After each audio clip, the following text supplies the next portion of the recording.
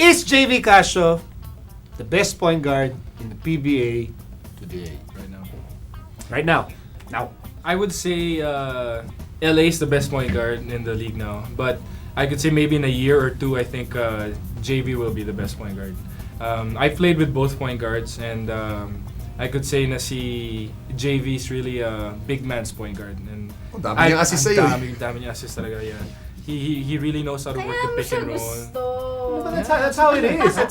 Ganun din naman si LA, but I've actually played much longer with JV. I played with LA, I think, hindi naman, 2, 3, 4 years. But I wasn't playing that much in Ateneo at the time.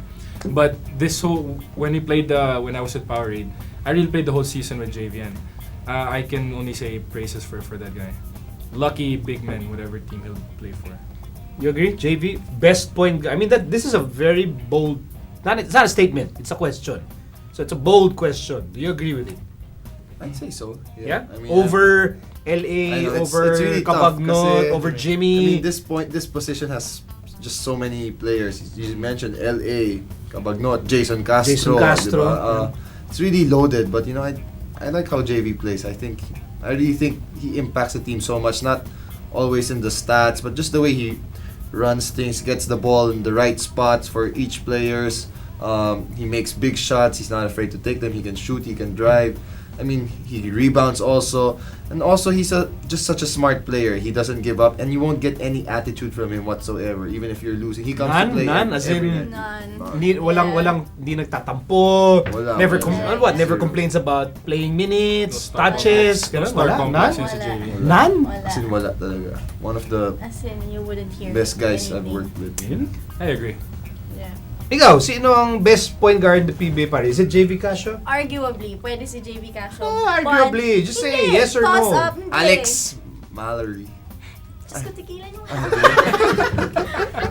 Arguably, kasi right now for me, it's Jason Casio. So give itong si JV Casio 1 or 2 more years, and kailangan healthy siya, he'd be the best.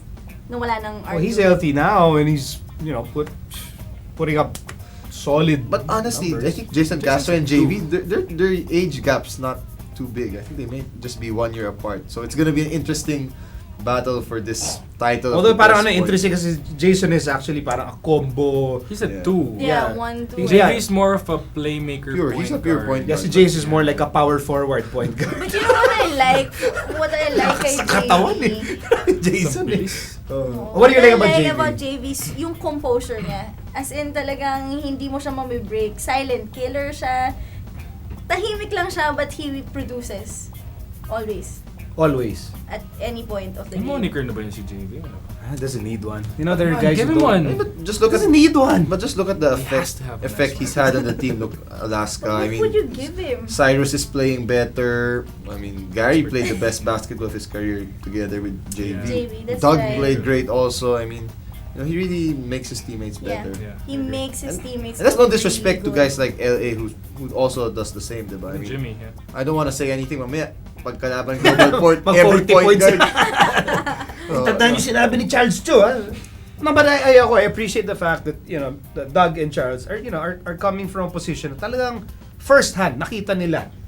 How good JB is, the passing and the attitude and everything, making everyone better. And I think that's the ultimate element that you look for in a point guard.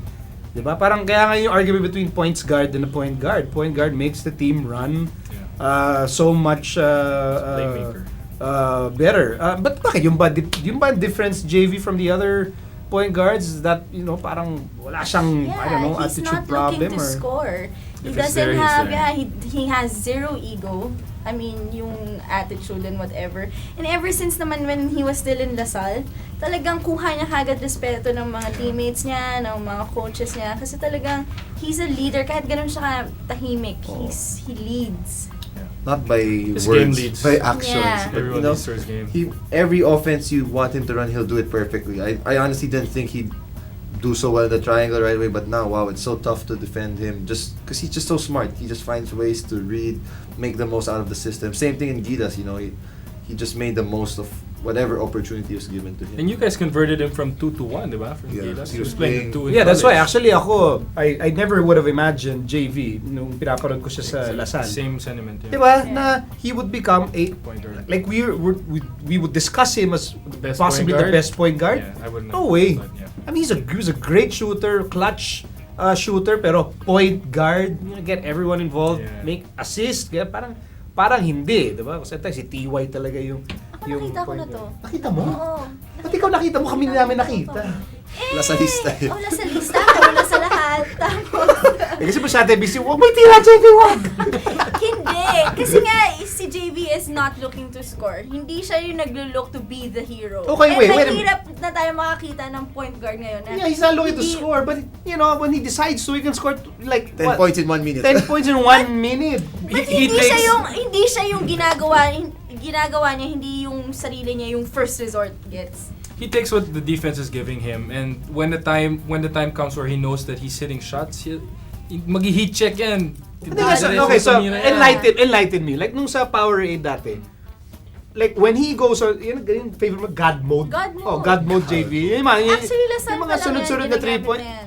Meron ba nagsasabi sa kanya, like sabihin ba ni Coach Bono na, JV, ikaw na, tira mo na, or is it I don't more of think so. instinctive lang? I think those words from Coach Bo, actually think he said that mostly to Marshall and Gary. Gary. Yeah, but then again, JV would read off of these guys. That's what makes JV so good. So yung mga kunyari 3 straight 3-pointers, it's not because nagbabakaw siya, but it's really, yung iniiwan siyang bukas eh. Ganun ba Yeah. yun? Ganun, and he can, when he has to take over, he will, because that's what the defense is giving him. Or even when That's the defense is right in his face, he'll drive and he'll create, he'll finish. But honestly, a lot of times also in the Powerade, we give the ball to JV and say, JV, you take Hey. control, do what you want. Give him the options. This is where Gary will be and Marshall. If they're open, you give it to them. If not, you Take it. just basta, Great. Yeah. we don't worry at all leaving the ball with him. You're confident he's gonna do something good with the ball. And that makes an excellent point guard. Exactly. When teams trust his decision making.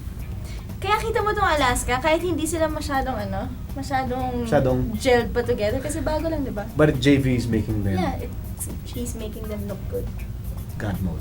God, all day, every day. I'd love to play with JV again.